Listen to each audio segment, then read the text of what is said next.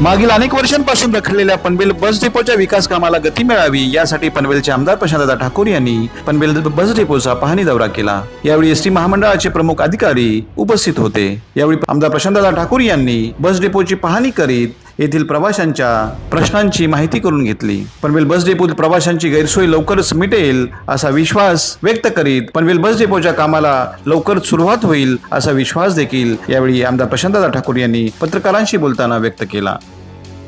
Panvel ST depot आणि त्याचं बांधकाम हा प्रश्न गेली अनेक वर्ष हा चर्चेचा आणि लोकांच्या दृष्टिकोनातून हा कुठे ना कुठेतरी तक्रारी आणि कुठे ना कुठेतरी त्यांच्या मनामध्ये संतापाचा विषय बनून राहिलेला आहे। दीर्घकाळ या डेपोचं काम होणार असं चाललेलं आहे।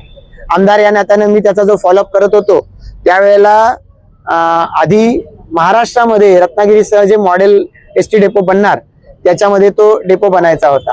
मग त्याचं बीओटीचं बांधकाम करून तो प्रत्यक्षात बांधायचं ठरवलं आणि मग त्याच्यानंतर पुन्हा त्याच्या संदर्भामध्ये स्टेज अशी आली की आता याच्यामध्ये इमारतीसह बांधकाम केलं तर बीओटी बेसिसवर बांधकाम करता येईल। पुन्हा एकदा त्याचं टेंडर निघालं।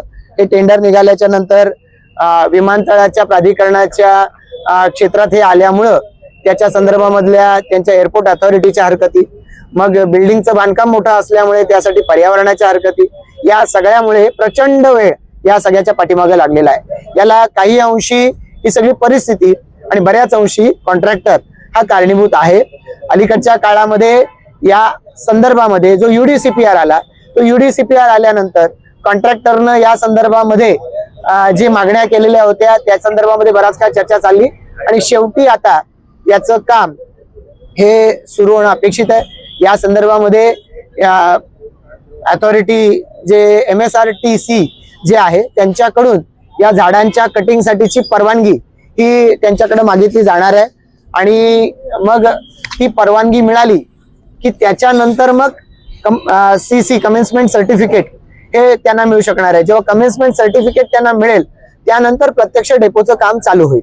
आता या संपूर्ण डेपो आणि पलीकडचा वर्कशॉप या जागेमधली 55% जागा ही एसटी डिपार्टमेंट स्वतःकडे ठेवणार आणि त्याच्यावरती डेपो बांधला जाणार आहे। उरलेल्या जागेमध्ये डेव्हलपरला त्याला तिथे इमारत बांधायला मिळणार आहे। डेपोचा खर्च हा त्यांनी स्वतःच्या खिशातून करायचा आहे।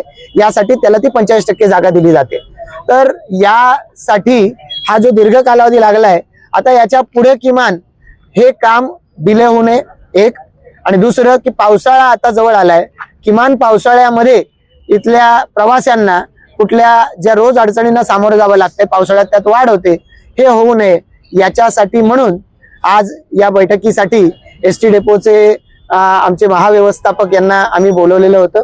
ते आज या ठिकाणी आले। त्यांच्या सोबत जे कंत्राटदार आहेत त्यांचे प्रतिनिधी, त्यांचे कन्सल्टंट ही सारी मंडळी उपस्थित होती। आता लवकरात लवकर या झाडांची परवानगी महापालिकेकडून मिळाली पाहिजे, CC महापालिकेकडून मिळाली पाहिजे।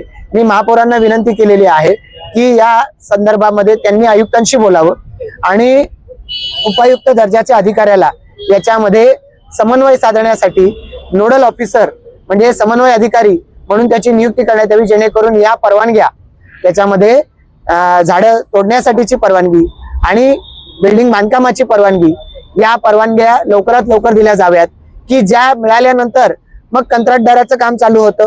त्या कंत्राटदारानं 2 वर्षात म्हणजे 24 महिन्यात 24 महिन्यात हे काम पूर्ण केलं पाहिजे।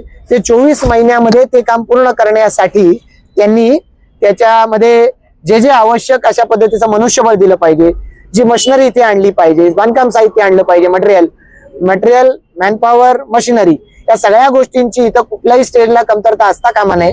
दीर्घकाळ लोकांनी या ठिकाणी अनेक पद्धतीच्या यातना सहन केलेल्या आहेत। आता त्या कधीतरी संपल्या पाहिजेत, लवकरात लवकर संपल्या पाहिजेत। यासाठी आम्ही त्याच्यामध्ये याचा पाठपुरावा करतोय। हा पाठपुरावा करून लवकरात लवकर ही इमारत डेपोची इमारत लवकरात लवकर कशी पूर्ण होईल यासाठीचा पाठपुरावा आज इथे महापौर उपस्थित आहेत। आज या ठिकाणी पंचायत समितीचे उपसभापती उपस्थित होते, महापालिकेचे सभापती, नगरसेवक, पंचायत समिती, जिल्हा परिषद सदस्य ही सारी मंडळी आज या ठिकाणी आलेली होती। आम्हा सर्वांना सर्वसामान्य प्रवासी जनता सातत्यानं हे काम पूर्ण सुरू होणार की नाही, संपणार की नाही, हा प्रश्न विचारत होते.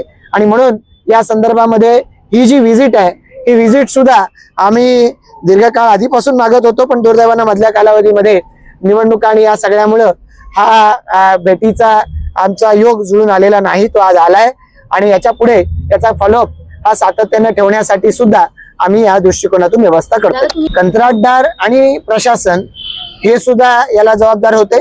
काही अंशी म्हणूया आपण की डिले होत गेल्यामुळे निर्माण झालेली परिस्थिती, की जसं विमानतळाच्या कामं सुरू झाली, अनुषंगिक कामाच्या अनुषंगानं इथे जे बीओटीचं काम निघालं ते जवळपास 4 वर्षापूर्वी निघालं होतं. तर बीओटीचं काम निघाल्यावर त्याला विमानतळ प्राधिकरणाची परवानगी घ्यावी लागते, ज्याला मोठा वेळ गेला. मधल्या काळामध्ये शासनाचं UDCPR हे नियंत्रण नियमावली जी आहे याचे रूल्स पब्लिश झाले. मग कंत्राटदाराने त्याच्यासाठी एक अर्ज केला की मला आता याच्यामध्ये काही गोष्टी अंतर्भूत करून मिळाव्यात. या सगळ्यामध्ये हा सगळा वेळ लागलेला आहे. प्रवाशांना मात्र याच्यामध्ये भोगावं लागलेलं आहे. पनवेल ST डेपो बहुत पहले से उसकी बिल्डिंग खराब हो चुकी थी, उसके बारे में हम लगातार फॉलोअप कर रहे थे. आज उस बिल्डिंग का काफी सारा हिस्सा आज जगह पर नहीं है, तो नया डेपो बनना चाहिए. इसके लिए मैं फॉलोअप बहुत सारे पीरियड से कर रहा था. बीच में जो गवर्नमेंट आई, गवर्नमेंट की ओर से फॉलोअप में कभी कभी उसमें समय गया, पर अब चूंकि इस बिल्डिंग ST डेपो की बिल्डिंग का BOT के आधार पर डेवलपमेंट होना है, उसमें भी कई बार रुकावटें आई है. मैं ये नहीं कहूँगा कि सिर्फ कॉन्ट्रैक्टर इसके लिए जिम्मेदार था, डिपार्टमेंट भी बहुत हद तक जिम्मेदार है.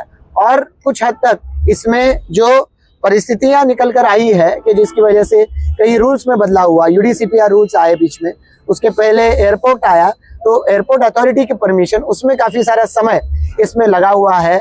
जो भी हुआ है, हम जनप्रतिनिधि से लेकर सब लोग जो इसके पीछे हैं, हम सभी को ये जिम्मेवारी उठानी पड़ेगी कि ये लेट हो चुका है. अब इससे ज्यादा लेट ना हो, इसके लिए फॉलोअप करना हमने शुरू किया. हमने जो जानकारी आज ऑफिसर से बात करके ली है, उसके मुताबिक CC कमेंसमेंट सर्टिफिकेट देने के बाद में 2 साल में ST डेपो की बिल्डिंग पूरा होना जरूरी है. तो ये CC कब तक मिलेगी? ट्री परमिशन मिलने के बाद. ट्री परमिशन कब तक मिलेगी?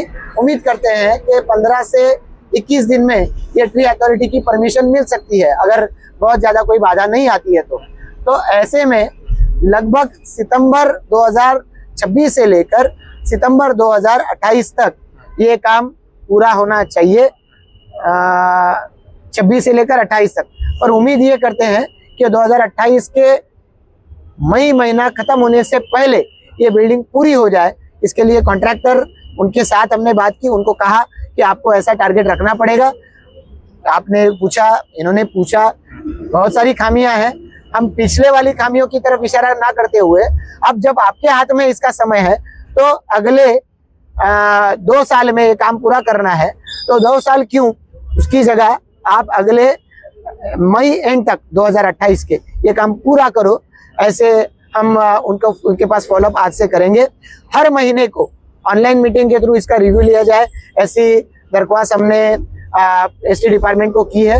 और इससे रिलेटेड आज ST डिपो के अंदर की परमिशन, ST डिपो रिलेटेड बाहर की परमिशन, इसमें कॉर्पोरेशन की मदद लगेगी. तो कॉर्पोरेशन का एक रिप्रेजेंटेटिव इसमें DMC लेवल का ऑफिसर, जो नोडल ऑफिसर बनेगा, वो उस मीटिंग को हर बार अटेंड करे.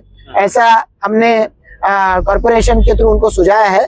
कॉर्पोरेशन भी इसके ऊपर अमल करे, ऐसे में हमारे मेयर है उनसे दरख्वास्त करता हूँ. कुछ जो लोग अंदर आते हैं, ऐसे रास्ते हैं, ऐसे कुछ रास्तों को अच्छी उसकी मरम्मत बराबर तरीके से करके बारिश में लोगों को दिक्कत ना झेलनी पड़े, ऐसे कुछ मार्ग नए सिरे से बनाए जाएंगे. जो एग्जिस्टिंग मार्ग है वो अच्छे बनाए जाए. जो लोग जहाँ शेड में बैठते हैं वहाँ पे लाइट, हवा, सिटिंग अरेंजमेंट, इसमें कोई खामियां ना हो.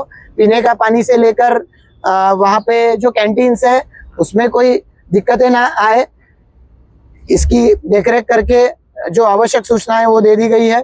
और उसी के साथ साथ जो शौचालय है, जो यूरिनल्स है, उनकी रखरखाव में कहीं भी कमी ना आए, इसके लिए हमने देखभाल की है. सुलभ शौचालय जो महाराष्ट्र और शायद महाराष्ट्र से बाहर भी कई सारे जगह पे ऐसे मेंटेनेंस करता है, उनके लोग यहाँ पर है, उनके द्वारा मेंटेनेंस में कुछ खामियां हैं, उसको हमने पॉइंट आउट किया है.